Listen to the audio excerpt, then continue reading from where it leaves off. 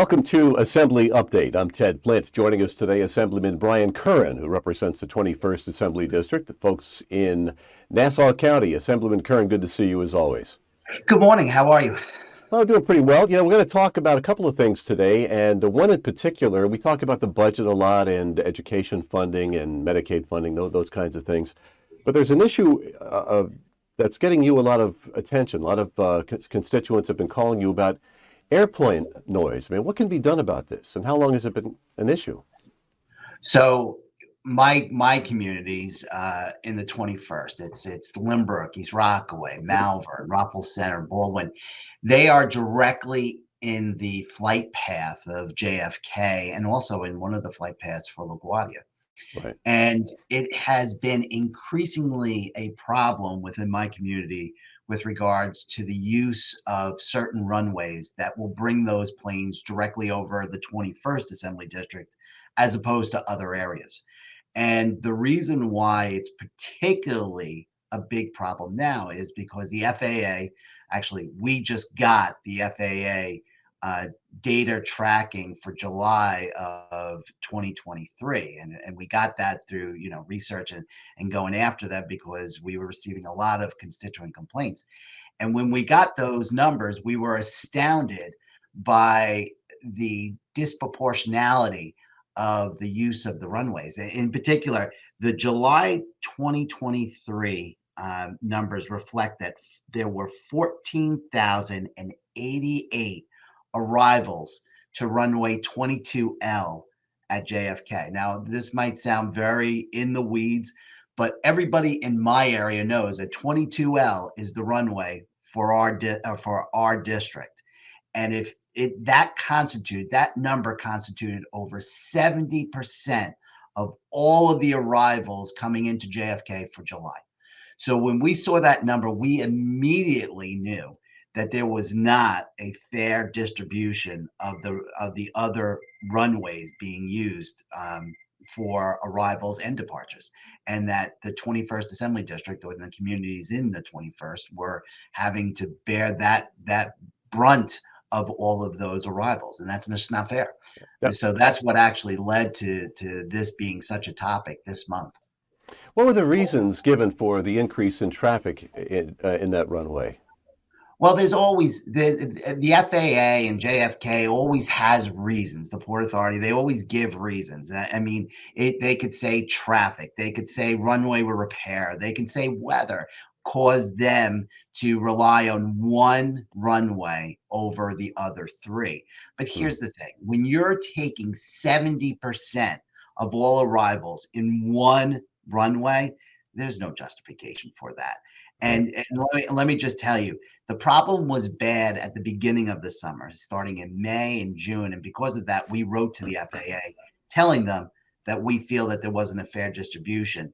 The minute that we got these numbers for July, the mayors of Limbrook, Allen Beach, the mayor of Valley Stream, Ed Fair, the mayor of East Rockaway, Gordon Fox, and the mayor of Roppel Center, Francis Murray, they co-signed a letter to me, to the FAA, which we got right to them, demanding a more equitable use of the runways. And we're waiting to see the August numbers now. But something has to be done, and it can be done on a lot of different levels, starting from the federal down to the state down to the local, and that's what we have to do, because a letter is not enough to fix this problem. So have they given you a timeline, when the problem will be rectified, or you're just waiting? No, it's a problem that's not going to be rectified until we rectify it. This has been a problem that's been going on since I got into the assembly in 2010. And here's the thing: from people that's outside of this area or doesn't live around an airport, that I know what the common response is. And the common response is, well, listen, if you buy a house next to an airport, what do you expect? You're going to hear noise.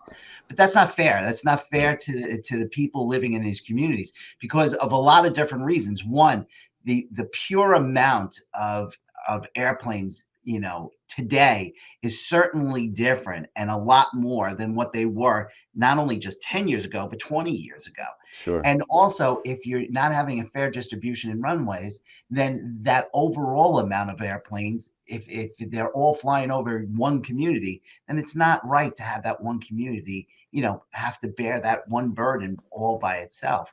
So what we're talking about is it has to be approached in a lot of different ways. One, on the federal level. Specifically on the federal level, there is a piece of legislation that our Congressman Anthony D'Esposito is co-sponsoring. It's called a Bipartisan Quiet Communities Act, which puts the EPA back in control of noise abatement for all of the airports, especially JFK and LaGuardia.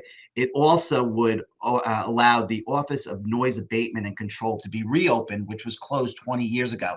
And that would be the specific agency that would be in charge of making sure that surrounding communities of airports aren't suffering needlessly for airplane noise. And that's on the federal level. On the state level, we have to do a couple of things.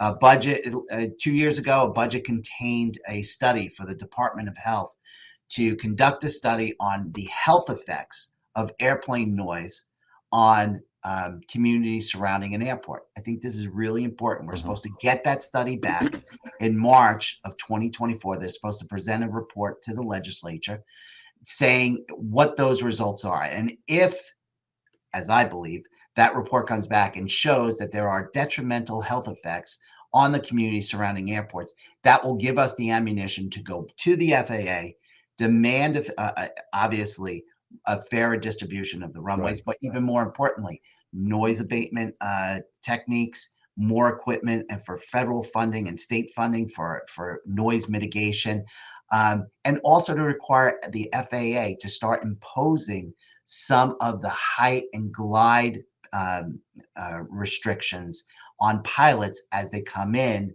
to landings. A lot of these pilots are violating those the height restrictions. They're coming in too low because it's easier to land the plane, which is causing more noise down below. And Wow. that's on the federal and state level. On the local level, they're doing a good job. The town supervisor Don Clavin and Tavasnek is on the FAA every single month with regards to those numbers, requesting real time data about the amount of landings and arrivals. And there's also local community groups like Plain Sense for Long Island that helps local residents track airplane noise, know what's going on at their local airports, to try to get involved to make the FAA, Right. do the right thing in reducing noise in those communities. But a lot of moving parts in this.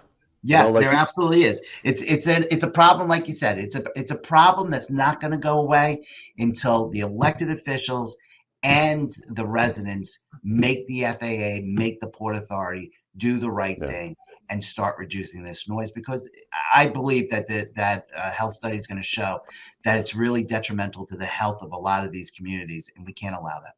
All right, very good. Let's talk about something that near and dear to your hearts, veterans. And there was a recent event, the Run for Heroes. We have some pictures of that event. Let's take a look at them.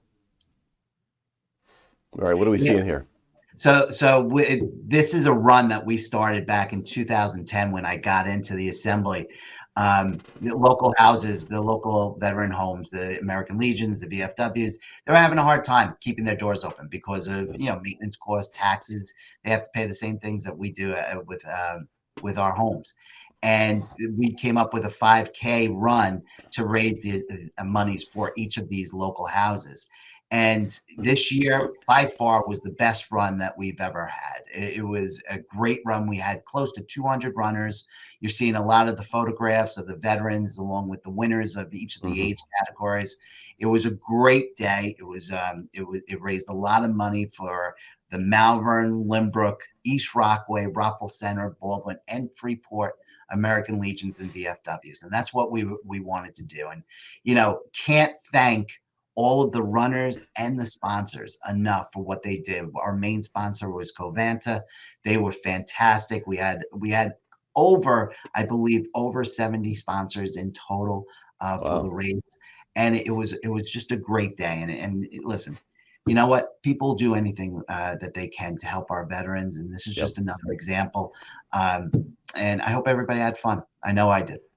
Well, I know you've been involved with this for a long time, and I'm sure they appreciate the work you do for them. I All right. believe they do. They Yep. do. And like I said, we have a good time. It takes a lot of preparation. This is the 3 or 4 months of work into one day, but we have a good time doing it. They're a good bunch. Our local veterans in my area, we have a great relationship. So I look forward to it. Very good. Assemblyman Brian Curran. If you want to get in touch with the Assemblyman, you can do that by calling his district office in Rockville Center, 516-561-8216. Assemblyman Brian Curran, always a pleasure to have you with us. Thank you very much. Thank you All for right. having me this morning. Keep up the good work. We thank you for joining us out there as well, and we will see you soon on the next edition of Assembly Update. I'm Ted Flint.